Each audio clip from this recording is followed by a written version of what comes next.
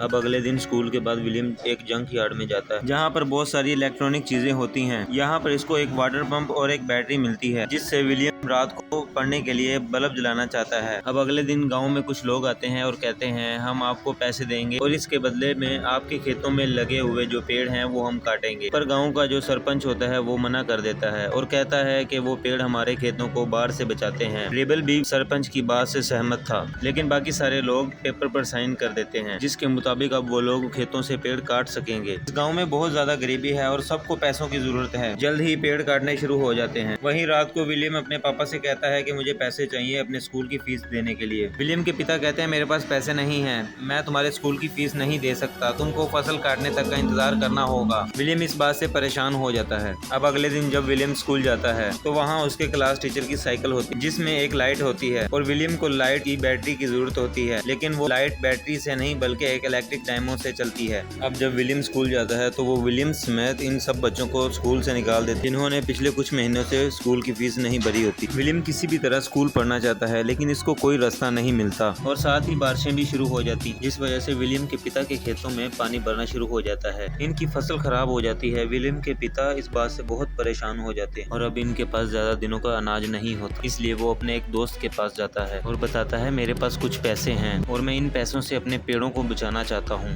ताकि मेरे खेत पानी से बचे रहें। इसका दोस्त बताता है कि बहुत जल्द सूखा पड़ने वाला है, तुम्हारे पास जो पैसे हैं वो तुम्हारे बुरे वक्त में काम आएंगे। विलियम के पिता को वहाँ से कोई मदद नहीं मिलती, वो निराश होकर वापस आ जाता है और जल्द ही वहाँ गर्मी का मौसम आ जाता है और धरती पूरी तरह सूख जाती है। यहाँ किसी तरह का कोई पानी नहीं है जो खेतों को लगा सके। वहीं विलियम एक बार फिर से जंक यार्ड में जाता है जहाँ उसे 2 बैटरियाँ मिलती हैं जो बिल्कुल खराब होती हैं और वो किसी भी तरह से इन बैटरियों को ठीक करना चाहता था और इस पंप को जो इसको पहले मिला था वो इसको चलाना चाहता था ताकि इसके पिता के खेतों को पानी मिल सके। वो छुप कर स्कूल जाता है। वहाँ वो अपने क्लास टीचर के पास जाता है और उनसे पूछता है आपकी साइकिल में जो लाइट चलती है वो बैटरी के बगैर कैसे चल लेती है। उसके टीचर बताते हैं वो एक इलेक्ट्रिक डायमो है जिससे लाइट चलती है और विलियम के पास पैसे नहीं जो वो इलेक्ट्रिक डायमो खरीद सके, इसलिए वो अपने टीचर से पूछता है कि मैं वो डायमो बना सकता हूँ। वो कहते हैं हाँ, इस तरह की लाइब्रेरी में किताबें हैं जिनको तुम पढ़कर ये डायमो बना सकते हो। पर अब विलियम को लाइब्रेरी में जाने की इजाजत नहीं है जो वो किताबें पढ़ सके, इसलिए वो अपने टीचर से कहता है मुझे आपका एक सीक्रेट पता है कि आप मेरी बहन से मिलने आते हो।